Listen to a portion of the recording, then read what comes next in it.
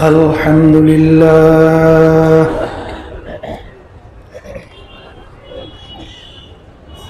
الحمد لله نحمده ونستعينه ونستغفره ونؤمن به ونتوكل عليه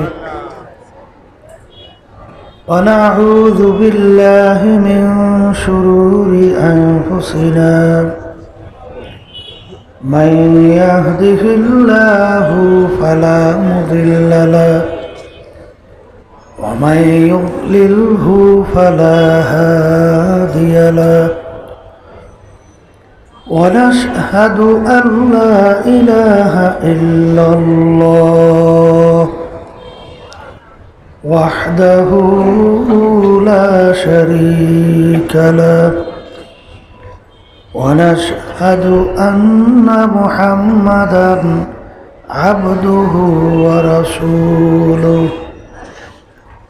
أما بعد فأعوذ بالله من الشيطان الرجيم بسم الله الرحمن الرحيم شهر رمضان الذي أنزل فيه القرآن صدق الله العلي العظيم সবাই দুরূদ শরীফ পড়ি আল্লাহুম্মা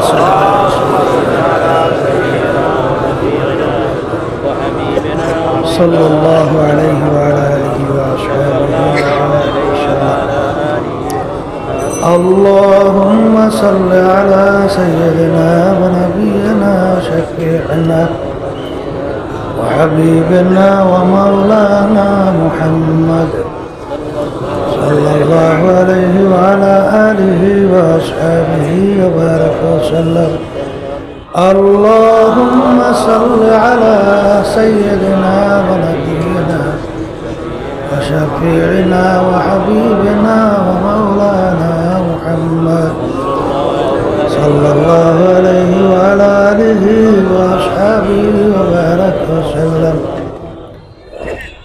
শুকরিয়া আদায় করতেছি মহান রব্বুল আলামিনের দরবারে।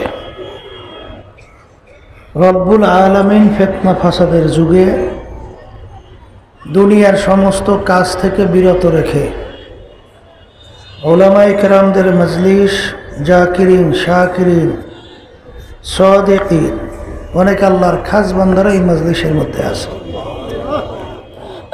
আল্লাহ রাসূল সাল্লাল্লাহু আলাইহি ওয়াসাল্লাম এই মজলিসটাকে বলছেন বেহেশতের একটা বাগান। এই বেহেশতি বাগানের ভিতরে আল্লাহ রাব্বুল আলামিন আমাদেরকে আমাদের জীবনের একটা সময় কাটাবার সুযোগ করে দিলেন। শুকরিয়া তার সবাই বলি আলহামদুলিল্লাহ।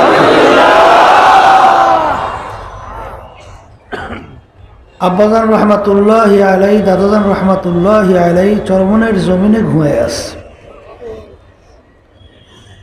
আব্বাজান দাদাজান বলতেন দিনই মাহফিলে প্রথম থেকে শেষ পর্যন্ত থাইকে বাড়ি বিদায় হয়ে চলে গেলে আমল নামার মধ্যে কমপক্ষে 50 লক্ষ নেকি এরকম জমা হতেই পারে না। নিয়াত যাদের সহি, আল্লাহকে রাজি খুশির উদ্দেশ্যে যারা মাহফিলে আসছেন, রব্বুল আলামিন লক্ষ লক্ষ নেকি তাদের আমল নামায় জমা করবেন। এত নেকি পাওয়া যাবে জানার পরেও আশেপাশে রাস্তাঘাটে, দোকানে, বাজারে, ঘরে অনেক আমার ভাইরা দুনিয়ার বিভিন্ন গল্পে লিপ্ত, কেউ টেলিভিশন সাইরা ড্যান্স গানে লিপ্ত, কেউ বিভিন্ন হারাম কাজে, টাসের আড্ডায়, জুয়ার আড্ডায়, মদের আড্ডায়। সুযোগ ছিল মাহফিলে আসতে পারতো, আসে নাই। না আসার কারণ হিসেবে আমার আব্বাজান রহমাতুল্লাহি আলাইহি বলতেন বুঝের অভাব, আর এই বুঝের জন্যই মাহফিলের ব্যবস্থা। এখন কথা হলো বুঝবে কারা? বলেন যারা মানুষ, বলেন সূরাতে মানুষ ভিতরটা আবু জাহাল, উতবা, সাইবা, আবু লাহাব, এক কথায় কুত্তা, শিয়াল, শুয়োরের চেয়েও খারাপ। এরা কিন্তু বুঝবে না। কথা ঠিক? কলে হুজুর তা কেমন? একটা নেকির মূল্য কত? এই বুঝ যাদের আসছে তারা তো নেকি সংগ্রহের জন্য অস্থির হয়ে তালাশ করবে। আর যাদের বুঝ আসে নাই, আবু জাহাল উৎপা সাহেব আবুল হাব মার্কা, পাও ধরে নেকির কাজ করানো যায় না। একটা নেকির মূল্য কত? আল্লাহ রাসূল সাল্লাল্লাহু আলাইহি ওয়াসাল্লাম উহুদ পাহাড়, যারা মদিনা শরীফ গেছেন দেখছেন, মাইলকে মাইল লম্বা, বিরাট উঁচা। ইঙ্গিত করে বলছিলেন পুরা পাহাড়টা যদি স্বর্ণের হয়ে যায় যত মূল্য হবে, তুলনা ছাড়া একটা নেকির মূল্য অনেক বেশি। এই বুঝ যাদের আসছে নেকের কাজ পাইলে ছাড়বে? কথা বলে। আর যাদের বুঝ আসে না, পাও ধৈরেও নেকের কাজ করানো যাবে না। একটা নেকির গুরুত্ব কত? আল্লাহ রাব্বুল আলামিন কুরআনুল কারীমের ভিতরে বলছেন, ওমাই ইয়ামাল মিসকালা যাররাতিন খায়রান ইয়ারা ওমাই ইয়ামাল মিসকালা যাররাতিন শাররান ইয়ারা। যাররা পরিমাণ তোমার নেকি থাকবে তার ফল তুমি ভোগ করতে পারবা। যাররা পরিমাণ গুনাহও যদি থাকে তার ফল তোমার ভোগ করা লাগবে। কে বলছেন? আল্লাহ। যাররা কাকে বলে? একটা কাপড় ধুয়ে নিগড়াইয়ে রোদ্রের ভিতরে কাপড় যদি ঝাড়া দেয়, লক্ষ লক্ষ রেণু রেণু দেখা যায় না? ওই এক একটা রেণুকে বলা হয় যাররা। এই পরিমাণ নেক থাকলেও ফল ভোগ করা যাবে, আর গুনাহ থাকলেও তার ফল ভোগ করা লাগবে। আচ্ছা, তাহলে কিয়ামতের ময়দানে একটা নেকির জন্য তো ঠেকে যাইতে পারে, পারে কি পারে না? সে চিন্তা করবে কিয়ামতের ময়দানে ঘুরে দেখি মায়ের কাছে পাওয়া যায় কিনা। মায়ের সে আপনার তো আর কেউ নাই। নিঃস্বার্থভাবে দুনিয়ায় কেউ কাউকে মহব্বত করে, মা সন্তানকে করে। মায়ের মহব্বতের ভিতরে কোনো স্বার্থ আছে? মায়ের কাছে বলবে, মাগো আপনার সন্তান একটা নেকির অভাবে জাহান্নামের শিকল হাতে পায়ে লাগছে, মা একটা নেকি দেবেন, সন্তান বিনিময়ে বেহেশতে যাবে। মা কি উত্তর দেবে? আল্লাহ রাব্বুল আলামিন আগেই জানাই রাখছেন, ইয়াউমা ইয়াফিরুল মারউ মিন আখিহি ওয়া উম্মিহি ওয়া আবিহি ওয়া সাহিবাতিহি ওয়া বানিহি লিকুল্লি ইমরিইম মিনহুম ইয়াউমা ইযিন শা'নুন ইউগনিহি। মা সন্তান থেকে ভাগবে, সন্তান মায়ের থেকে ভাগবে, বাপ ছেলের থেকে ভাগবে, ছেলে বাপের থেকে ভাগবে। আরে এমনকি বাপ মা যদি সন্তানের পরিচয় না দেয় আর কেউ কাউকে পরিচয় দেবে, প্রশ্নই তো ওঠে না। কথা ঠিক কিনা? তাহলে সারা কিয়ামতের ময়দানে ঘুরে একটা নেকি সংগ্রহ করা যায় না। কবরে যাওয়ার পরে শত শত বছর আল্লাহকে আল্লাহ আল্লাহ বলে ডাকবে। কয়টা নাকি আমল নামা জমা হয়? বলেন বলেন। একটা নাকিও না। কিয়ামতের ময়দানে ঘুরে নাকি একটা পাওয়া গেল না। কবরে যেয়ে শত শত বছর আল্লাহকে ডাইকেও একটা নাকি সংগ্রহ করা যায় না। আর মাহফিলে যারা আসছে, নিয়াজ যাদের সহি, আল্লাহ কবুল করে লক্ষ লক্ষ নাকি আমল নামায় জমা হবে। কথা ঠিক না বেঠিক? এই জন্য আমার ভাইদেরকে বলবো, পর্দার আড়ালের মা বোনদেরকে বলবো, যারা মাহফিলে আসছেন ঠকছেন না যেছেন? আর যারা আসে নাই বলেন তারা ঠকছে। তারা কি করছে? ঠিক না? এরপরে কিয়ামতের ময়দানে আল্লাহ রাব্বুল আলামিন বান্দা বান্দিকে মাফ করার জন্য ওসিলা তালাশ করবে। করবে না? আজকে যারা মাহফিলে আসছে, নিয়াজ যাদের সহি, আল্লাহকে রাজি খুশির উদ্দেশ্যে যারা আসছে, এই ওসিলাতে আল্লাহ মাফ করে জান্নাতের ব্যবস্থা করতে পারে। পারে কি পারে না? এই হাদিসের ভিতরে আসছে, আল্লাহ রাসূল সাল্লাল্লাহু আলাইহি ওয়াসাল্লাম বলছেন, বান্দাকে আল্লাহ মাফ করবে এমন কোনো আমল নাই।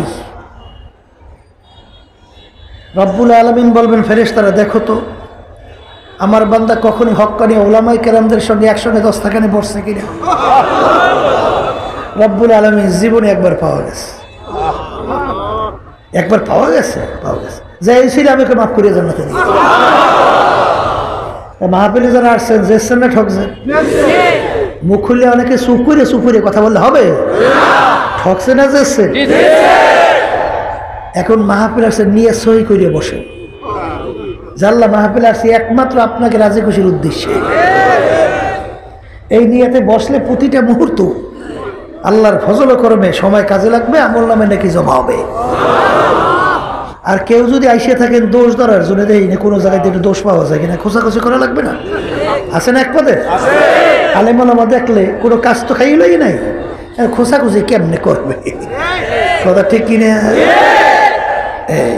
এরকম কিন্তু এক শ্রেণী আছে, ওইটা মেয়ে বাদ দেন, নিজের চিন্তা করেন।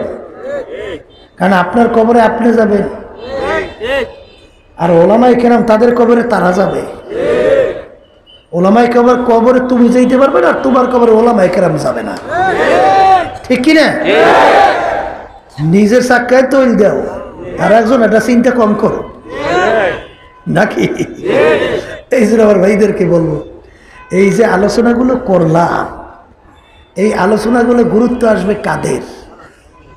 বলেন যাদের কলব ভালো, মুখ খুলে বলেন। আর যাদের কলব খারাপ, আলোচনার কোনো গুরুত্ব তাদের কাছে নাই। এই কথার মাধ্যমে আমি মূলত বুঝাতে চাই, মানুষের সুরাত আকৃতি হইলেই মানুষ হওয়া যায় না। বলেন, মানুষের সুরাত আকৃতি হইলে মানুষ হওয়া যদি যাইতই, কবি এক কথায় বুঝাতে চাই বলছিলেন, গর্বা সুরাত আদমে সাবুদে আহমাদু বুদু জেহলে হাম এক সাবুদে। আল্লাহ রসুল সাল্লাল্লাহু আলাইহি ওয়াসাল্লামকে দেখতে, আবু জাহালকে দেখতে, হাতের দিক থেকে, পায়ের দিক থেকে, কানের দিক থেকে, অঙ্গ কোন প্রত্যঙ্গের দিক থেকে পার্থক্য আছে? আল্লাহ রসুল সাল্লাল্লাহু আলাইহি ওয়াসাল্লামের চক্ষু মুবারক কয়টা ছিল? বলেন, মুখ খুলে বলেন। আবু জাহিলের চক্ষু, আল্লাহর হাবিবের হাত মুবারক, আবু জাহিলের হাত তার দিক থেকেও সমান, কানের দিক থেকেও সমান, অঙ্গ প্রত্যঙ্গে কোনো পার্থক্য। কিন্তু আল্লাহ রসুলের নাম শুনলে দুরূদ পড়া ওয়াজিব হয়ে যায়। আর আবু জাহালের নাম শুনলে লাআনাতুল্লাহি আলাইহি, আল্লাহর গজবের উপরে পড়ছে, আরো বেশি বেশি পরিমাণে পড়ুন। কথা ঠিক কিনা? তাহলে বোঝা গেল মানুষের সুরত আকৃতি হইলি, বলেন, মুখ খুলে বলেন, মানুষের সুরত আকৃতি হইলি মানুষ হওয়া যায় না। তাহলে মানুষ কাকে বলে? আল্লাহ রাসূল সাল্লাল্লাহু আলাইহি ওয়াসাল্লাম বলেন, ভালো করে বুঝেন, মাহফিলে আসছেন, আল্লাহ রাসূল বলেন, আলা ইন্না ফিল জাসাদি মুদগা ইযা সালুহাত সালুহাল জাসাদু কুল্লুহু ওয়া ইযা ফাসাদাত ফাসাদাল জাসাদু কুল্লুহু আলা ওয়াহিয়াল কলব। আল্লাহ রাসূল বলেন, প্রত্যেকটা মানুষের মধ্যে আল্লাহর দেওয়া কুদরতি একটা গোশতের টুকরা আছে। প্রত্যেকটা মানুষের মধ্যে আল্লাহর দেওয়া কুদরতি কি একটা গোশতের টুকরা আছে। আল্লাহ রাসূল সাল্লাল্লাহু আলাইহি ওয়াসাল্লাম বলেন, ওই গোশতের টুকরা যার ভালো হইয়া যায়, এক পর্যায়ে ওই মানুষটা ভালো হইতে হইতে হইতে ফেরেশতার চেয়েও সম্মানিত হইয়া যায়। আর ওই গোশতের টুকরা খারাপ হইতে হইতে এক পর্যায়ে ওই মানুষটা কুত্তা, শিয়াল, শুয়ারের চেয়েও খারাপ হইয়া যায়। ওই গোশতের টুকরার নাম হলো কলব। বলে, গোশতের টুকরার নাম কি? তাহলে এক কথায় বেশি ওয়াস্তর মনে থাকবে না, এই দুই একটা কথা মনে রাখা লাগবে। বলেন, যার কল ভালো সে ভালো মানুষ, যার কল খারাপ বলেন সে খারাপ মানুষ। এখন কল ভালো করিয়েই তো দুনিয়া থেকে বিদায় নিয়ে কবরে যাওয়া লাগবে। আসতে কয় তো,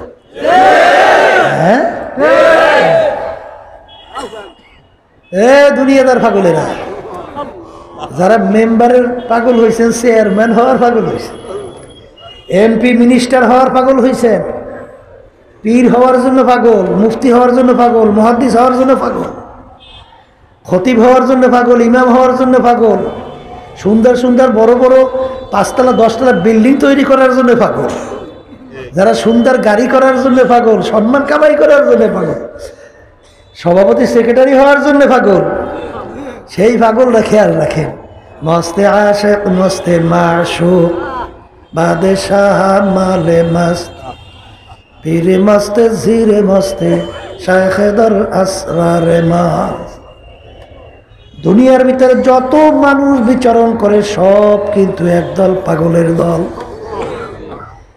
কেউ বা পীর হওয়ার জন্য পাগল, কেউ বা মুফতি মুহাদ্দিস বর্মিয়া হওয়ার জন্য পাগল, কেউ বা মেম্বার চেয়ারম্যান এমপি মিনিস্টার হওয়ার জন্য পাগল, কেউ বা সভাপতি সেক্রেটারি বর্মিয়া হওয়ার জন্য পাগল, কেউ বা বড় খুব বেশি সম্পদের মালিক হওয়ার জন্য পাগল, কেউ বা সুন্দর সুন্দর বিল্ডিং গাড়ি বাড়ি করার জন্য পাগল।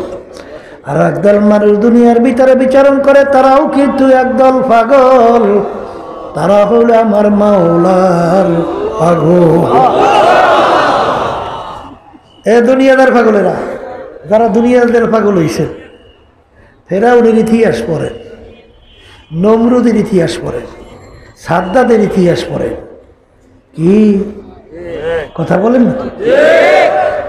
নমরুদ মাওলার সাথে চ্যালেঞ্জ করিয়া দুনিয়া তার খলিল ইব্রাহিমকে আগুনের ভিতরে ফেলাইছে, ঠিক কিনা?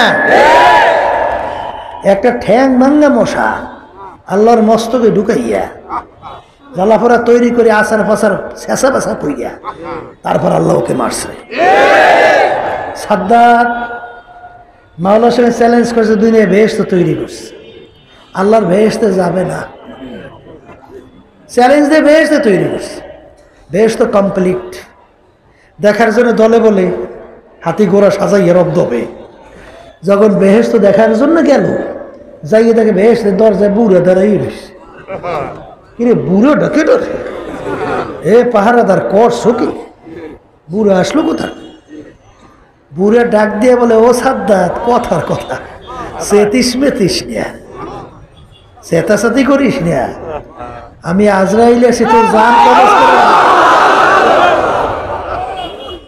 আজরাইলের কথা শুননি আর হুশ আছে, ঠক ঠক করে শুরু হয়ে গেছে। তবে ভাই আজরাইল বড় শখ করে বেহেশত তৈরি করলাম, একটা নজর দেখার সুযোগ দাও। ওরে খবিস, দুনিয়ার স্বাধীনতা পাইয়া আমহিল হুম রুয়াইদা, আমার মালিক দুনিয়া তোকে আমাকে পাঠাইয়া স্বাধীনতা দান করছেন। ওয়াহাদাইনা হুম নাজদাইন, স্বাধীনতা দিয়া দুইটা রাস্তা আমার মালিক দেখাইয়া দিলেন, যেই রাস্তায় তুমি চলবা আমার মালিক চলার শক্তি দান করবে। কথা কয় না? স্বাধীনতা পাইছো, ধরাকে সরাজ্ঞান মনে করো নাই। ওরে খবিস, আমার মাওলার দেওয়া নেমার চক্ষু দিয়ে দেখছ, আমার মাওলার দেওয়া নেমার জবান দিয়ে কথা বলছো। কত অন্ধ মানুষ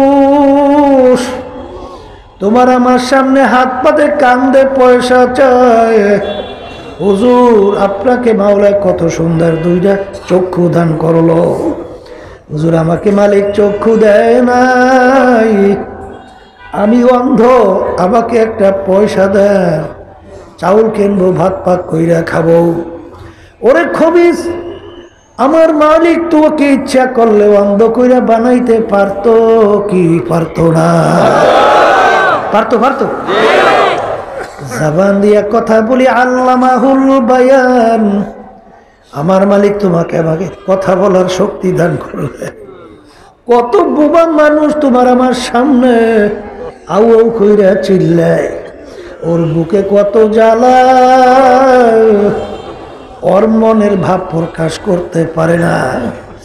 তোমাকে আমার মালিক কথা বলার শক্তি দান করলো, এই নেয়ামত কার? আমি আসতে বললে আপনারা আসতে বলবেন? নেয়ামত কার? জবান দিয়ে কথা বলি, নেয়ামত আমার মাওলা। কত বড় লোক আমাদের সামনে অনেক সময় সন্তান নিয়ে আসে, সন্তানের চেহারার দিকে তাকাইয়া তো সুন্দর ফুটফুটে চেহারা, বাপের চোখ থেকে দর দর করিয়া পানি ভাইয়া ভাইয়া পড়ে, আর কান্দার বলে, হুজুর ওর জন্য একটু দোয়া করেন। আমার মালিক ওকে ভালো মন্দ বোঝার কোনো শক্তি দেয় নাই, ওকে আমার মাওলা প্রতিবন্ধী বানাইছে। কপাল ভরা। আমার মালিক তোমাকে আমাকে প্রতিবন্ধী বানাইতে পারতো? আসতে কয় দেয় পারতো? পারতো? নেমত কার? হ্যাঁ, গাভীর বান্দের দিকে দুধ দোহাইয়া পান করি, গাভীর রক্তের রং লাল, প্রস্রাবের রং অন্য ধরনের, গোবরের রং অন্য ধরনের, ভিতর থেকে সাদা দবদবে দুধ কে বার করলো? যেই দুধের ভিতরে একটু রক্তের রঙও নাই, গোবরের গন্ধ নাই, নেমাত কে দান করলো? হ্যাঁ, নেমো খারাপ। ওই নেমাত মালিক তোমার আমার জন্য তৈরি করলো। গাভীর বাচ্চাটাকে নিয়ে রাত্রে এক ঘরে বান্ধ, গাভীটাকে নিয়ে অন্য জায়গায় বান্ধ। রাত্র গভীরে বাচ্চার গলা শুকাইয়া যায়, বাচ্চা এম্বা এম্বা কইয়া ডাক দেয়। মনে হয় যেন বাচ্চা ডাক দিয়ে বলে, মাগো আমার গলা শুকাইয়া গেল, আমার একটু দুধ দাও। গরু কেমন জানি ডাক দিয়ে বলে, ওরে বাচ্চা, তোকে আমাকে আমার মালিক বানাইছে তার বন্দা বান্দির জন্য। বন্দা বান্দি ভোরবেলা আমার বান্দের থেকে দুধ দোহাইয়া নিয়ে যাবে, যতটুকু থাকবে খাইয়া মাওলার শুকরিয়া আদায় করবি। ওরে খবির, ওই বাচ্চাটাকে আমার মালিক দুধ না খাওয়াইয়া তোমাকে আমাকে আমার মালিক দুধ পান করাইল। এই নেমত কার? হ্যাঁ, ওরে নেমো খারাপ। তোর বাড়িতে মেহমান আসলো, তুই কোথায় কোনো মোরগ তালাশ কইরা পাও না। তোর একটা মুরগি বাচ্চা নিয়ে নামলো, বাচ্চাগুলো চেউ চেউ কইরা চিল্লে। আমার মালিক বলে, আমি তোর বিচার চাইয়া চাইয়া দেখি, তুই মুরগিটাকে থাবা দিয়া ধরলি, বাচ্চাগুলো চেউ চেউ কইরা চিল্লে মাহারা। আরে তুই মুরগিটাকে জবাই কইরা কইটা আত্মীয় স্বজন নিয়ে খাইলি, খা বন্দা বান্ধে, আমি তোর জন্যই বানাইলাম। আরে সব নিয়ামত তুই ভোগ করলি, আমার দেওয়া সূর্যের আলো তুই ভোগ করলি। শুধু তাই না, ওরে নেমো খারাম কপাল পোড়া আদমিয়া দাদাই বা সব মুসলমা করদাই, খোদা করবা সব এহসাবার এহসা করদাই। আমার মালিকের তোমার আমার উপরে কত দয়া, কত মায়া। তুমি আর আমি আমার মালিকের কাছে কেউ দরখাস্ত করি নাই, মালিক আপনি আমাদের রুহুকে মুসলমানের ঘরে দান করেন। এইরকম দরখাস্ত কেউ করছেন? কেউ করছেন? হ্যাঁ, বিনা দরখাস্তে বিনা চেষ্টায় আমার মালিক তোমার আমার রুহকে মুসলমানের ঘরে দান করলো। কপাল পোড়া। আমার মালিক ইচ্ছা করলে তোমার আমার রুহকে হিন্দুর ঘরে দিতে পারতো না? খ্রিস্টান ঘরে পারতো না? অন্যান্য বিজাতির ঘরে দিতে পারতো না? তখন তুমি তো একটা হিন্দুর বাচ্চা হয়ে দুনিয়া জন্ম হইতা, একটা খ্রিস্টানের বাচ্চা হয়ে দুনিয়া জন্ম হইতা। বিনা দরখাস্তে বিনা চেষ্টায় আমার মালিক তোমার আমার রুহকে মুসলমানের ঘরে দান করলো। এর শুকরিয়া যদি কিয়ামত পর্যন্ত সেজদায় পইরা আদায় করতে থাকো, কোনদিন বুঝি শুকরিয়া শেষ আদায় হবে না? হবে?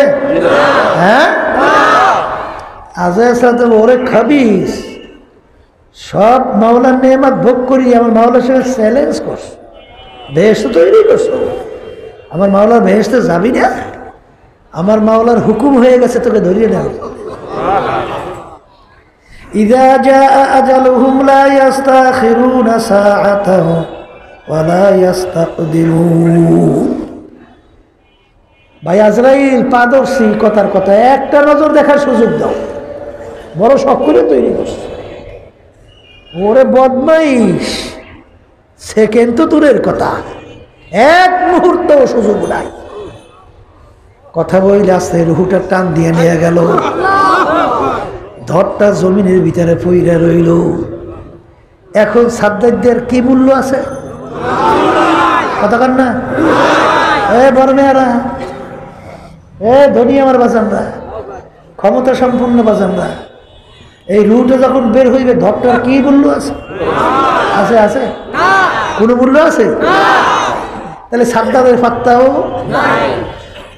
ফেরাউনের ফাত্তা আছে?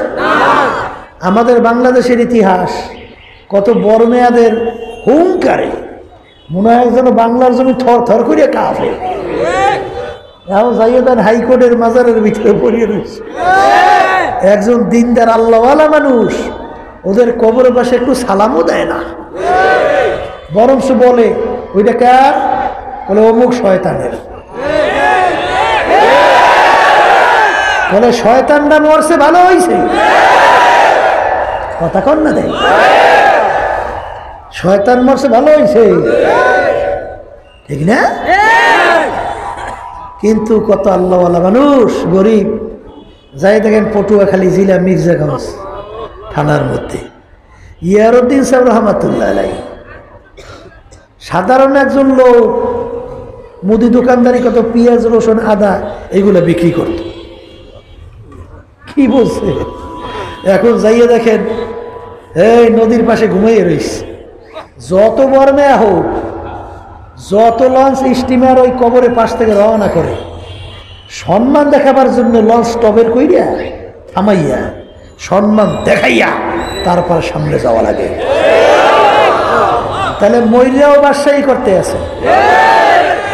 ব্রিটিশের এক পর্যটক আসছিল বাংলাদেশ, ব্রিটিশ থেকে। তা বাংলাদেশ দেখা টাকার পরে যখন রওনা করতেছে, সাংবাদিকরা জিজ্ঞাসা করে, বাংলাদেশে আশ্চর্য জিনিস কি দেখলেন? আশ্চর্য জিনিস ব্যতিক্রম কি দেখলেন? বলে একটা জিনিস আশ্চর্য দেখছি। বলে তা কি? বলে মানুষ ময়ূরেও যে বাদশাহী করে তা দেখলাম বাংলাদেশে। বলে তা কেমন? যাইয়ে দেখেন শাহজালাল রহমতুল্লাহ আলাইহি সিলেটে ঘুমিয়ে রয়েছে। শাহপরান রহমতুল্লাহ আলাইহি সিলেটে ঘুমিয়ে রয়েছে। এই যাই দেখ খানজান রহমতুল্লাহ আলাইহি বাগেরহাট, লক্ষ লক্ষ মানুষ পাগলের মতো কবরের পাশে যাইয়া জোরে শব্দ করে কথাও কয় না, ভয়তে অস্তে মনে হয় মরিয়াও বা সেই করতে আসে। কথা ঠিক?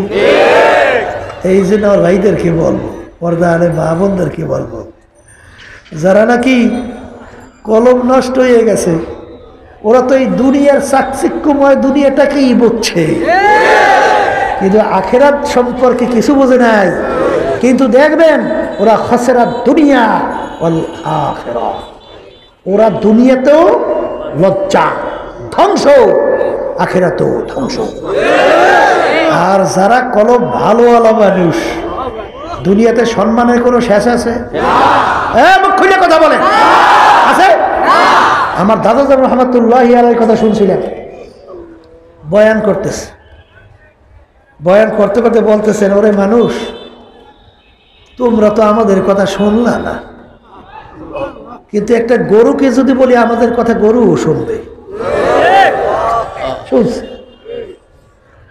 ফরিদপুর কয়ারে এর কথা শুনছে, দূরে একটা গরু বান্ধা, দাদাজান রহমাতুল্লাহ আলাইহি হাত এরকম উঠাইয়া বলতেছেন, গরু এদিকে আস। টানের সঙ্গে সঙ্গে গরু রশি টাস করিয়া সিরিয়া সামনে এসে দাঁড়াই গেছে। কি গরু কথা শোনে? শোনে না? শোনে শোনে। সাহাবায়ে কেরামদের জামাত দিনের দাওয়াত দেওয়ার জন্য যখন এলাকায় গেল, এলাকার লোক এত খারাপ, দাওয়াত তো গ্রহণ করলোই না, বরঞ্চ তাদেরকে একটু বসবে থাকবে জায়গাও দেয় নাই। এখন কোথায় থাকবে রাত্রে? সাহাবায়ে কেরামদের জামাতের আমি সিদ্ধান্ত দিলে জঙ্গলের ভিতরে রাত্রে থাকবে। কোথায় থাকবে? জঙ্গলের ভিতরে। এখন ওরা হাসাহাসি করে, শুনছে মুসলমান বলে পাগল, আসলেই তো পাগল। ওরা জঙ্গলের ভিতরে থাকবে, জঙ্গলের ভিতরে হিংস্র জানোয়ারের অভাব নাই, বাঘ, ভাল্লুক, সিংহ। ও যে কয়জন ঢুকবে আগামী দিনে একজন কেউ আর জানতে পাওয়া যাবে না। হ্যাঁ, হাসাহাসি করে টিটকেরি করে। সাহাবায়ে কেরামদের জামাত ঢোকছে জঙ্গলের মধ্যে, ঢুইকে আমির দাঁড়াইয়া জংলা পশু পাখি সবাইকে লক্ষ্য করিয়া বক্তব্য দিতে আছে, ভাষণ। ওরা দেখে গলে দিয়ে আজও পাগল। আগে শুনছি মুসলমান পাগল, আসলে এই দেশ অপর পাগল। পশু পাখিকে লক্ষ্য করে বক্তব্য দেয়। হ্যাঁ, ব্যাপার কি? ডাক দিয়ে বলছে, হে জংলা পশু পাখিরা, আমরা আল্লাহর হাবিবের একদল সাহাবারা আসছি, আজকে রাত্রে আমরা এখানে থাকবো, তোমরা এখান থেকে সরিয়ে যাও। বক্তব্য কি? তোমরা এখান থেকে। বক্তব্য দিতে দেরি, বাঘ তার বাচ্চাকে মুখের ভিতরে কামড় দিয়ে দাও, সিংহ তার বাচ্চাকে কামড় দিয়া দাও, গর্তের ভিতরে বিষাক্ত সাপগুলো উঠে দৌড়ের পর দৌড় শুরু করলো, এমনকি গর্তের পিপিলিকা পর্যন্ত সব উঠা জায়গা পরিষ্কার।